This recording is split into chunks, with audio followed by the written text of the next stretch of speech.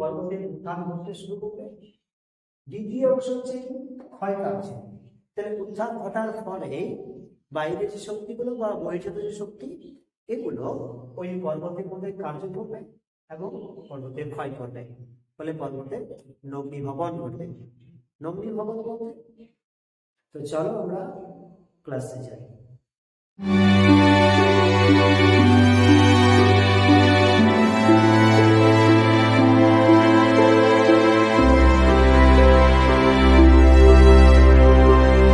Hello everyone, মঞ্জিল এডুকেশনে তোমাদের সবাইকে স্বাগত জানাই। আজকে একাদশ শ্রেণী ভূগোল সেমিস্টার 2 যে প্রাকৃতিক ভূগোলের মৌলিক বিষয় থেকে সমস্থিতি সমন্বয় ধারণার ক্লাসগুলো দিচ্ছিলাম, তার সমস্থিতি সমন্বয় সম্পর্কে আজকে আলোচ্য বিষয়। তো চলো আমরা ক্লাসে যাই। সমস্থিতি সমন্বয় বিষয়টা আসলে কি, তাই না? সেটা আমাদেরকে আগে জানতে হবে। আমরা জানবো কাকে বলে সমস্থিতি সমন্বয়, এই সমস্থিতি ধারণার ব্যাখ্যা সম্পর্কে কি বলা যায়, কিভাবে এটাকে ব্যাখ্যায়িত করা যায়। শেষে আমরা এই কিছু উদাহরণ সম্পর্কে জানবো, মানে সমস্থিতি সমন্বয়টা কোথায় আমরা দেখতে পাই। তো চলো আমরা আলোচ্য বিষয়ে আসি। সমস্থিতি সমন্বয়ে সমন্বয় কি বলেছে এখানে দেখো। সাধারণত এই যে বিষয়টা, এটা জানার আগে আমাদের প্রথমত অন্তর্জাত শক্তি আর বহির্জাত শক্তি সম্পর্কে একটু সাম্যক ধারণা থাকতে হবে। এই অন্তর্জাত এবং যে বহির্জাত শক্তি আছে, মানে পৃথিবীপৃষ্ঠের অভ্যন্তরীণ কিছু শক্তি এবং পৃথিবীপৃষ্ঠের বাইরের যে কিছু শক্তি, এই দুই ধরনের শক্তির কারণে ভূত্বকে বিভিন্ন রকম ভূমিরূপের সৃষ্টি হয়ে থাকে। অন্তর্জাত শক্তিগুলির দ্বারা কোনো ভূভাগের যদি উত্থান হয়, মানে কোনো ভূভাগ বা কোনো পর্বতের যদি সৃষ্টি হয়, তাহলে প্রকৃতির একটা নিয়ম অনুযায়ী সেই উত্থিত ভূভাগ চিরকাল কিন্তু একই রকম থাকতে পারে না, বাইরে শক্তিগুলি তাকে বাধা দেবে। এই বাইরের যে শক্তিগুলি বা বহির্জাত যে শক্তিগুলি, যেমন নদী প্রধানত, বায়ু, হিমবাহ, সমুদ্র তরঙ্গ, এই শক্তিগুলির দ্বারাই ওই উত্থিত ভূভাগ ক্ষয়প্রাপ্ত হয়। ক্ষয়প্রাপ্ত হলে কি হবে? নিচু হবে ভূভাগটা, এবং যে ওজনে বা যে ভর সে আগে প্রদান করত, ক্ষয় হয়ে যাওয়ার কারণে সেই ভর সে আস্তর স্তরের মধ্যে আর দিতে পারবে না, তার ভরের লাঘব ঘটবে। তাহলে একদিকে দেখা গেল পর্বতের যখন উত্থান ঘটে, সেই সময় বহির্জাত শক্তিগুলি সেই পর্বতকে নগ্নীভবন ঘটায়, পর্বতের মধ্যে নগ্নীভবন ঘটে, যার কারণে পর্বতের ভর লাঘব হয়। অপরদিকে সেই ক্ষয়িত পদার্থগুলি ওই বাইরের শক্তিগুলির দ্বারা কোনো নিচু ভূভাগের মধ্যে সঞ্চয় হবে। এই সঞ্চয়ের ফলে স্বাভাবিকভাবে ওই ভূভাগে ভর বৃদ্ধি পাবে এবং সে নিচে তত বেশি করে চাপ সৃষ্টি করবে। এই যে একদিকে উত্থিত ভূভাগের ভর লাঘব এবং অপরদিকে কোনো নিম্ন ভূভাগে ভর বৃদ্ধি, এই দুইয়ের সমন্বয় অবস্থাকে সমস্থিতি সমন্বয় বলা হয়।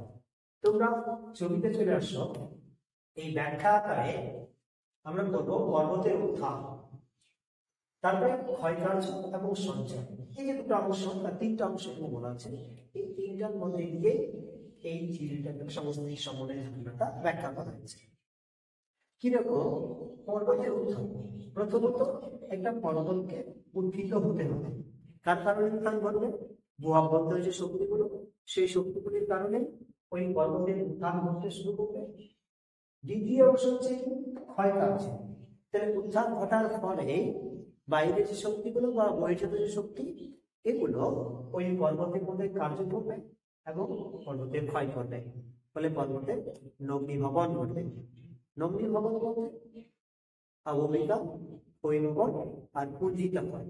এই তিনটি প্রক্রিয়ার দ্বারা ভূভাগের অবনমন ঘটাকে বলা হচ্ছে নগ্নীভবন। অবনমন না, উন্মুক্ত হওয়াকে বলা হয় নগ্নীভবন। তাহলে বহির্ভূত শক্তিগুলির দ্বারা ওই উত্থিত ভূভাগের মধ্যে নগ্নীভবন ঘটে। এবার এই নগ্নীভবনের কারণে ওই পর্বত যার চাপ সৃষ্টি করতো, ফলে কি সেই চাপ সে সৃষ্টি করতে পারবে না, ফলে চাপে হ্রাস। এই জন্যই ভর লাঘব হয়। তার পরবর্তী অংশ হচ্ছে সঞ্চয়। পরবর্তীতে কি হয়, এই পদার্থগুলি, এই ক্ষয়িত পদার্থগুলি সমুদ্র তলদেশে গিয়ে সঞ্চিত হয়। সঞ্চয়ের কারণে সেই অঞ্চলে ভর বৃদ্ধি পায়, যার ফলে ওই ভূভাগ নিচের দিকে অবনমন ঘটে।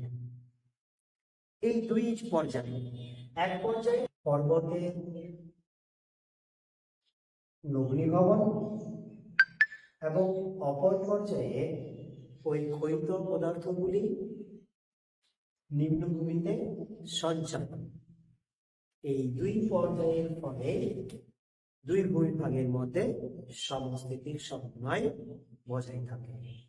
অর্থাৎ পর্বতের নগ্নীভবনের কারণে ভর লাঘব হয়, একইভাবে সমুদ্র তলদেশে সঞ্চয়ের কারণে ভর বৃদ্ধি পায়। এভাবে দুই ভূমিভাগের মধ্যে সমস্থিতির সমন্বয় বজায় থাকে। এরপরে আমরা চলে আসবো উদাহরণে।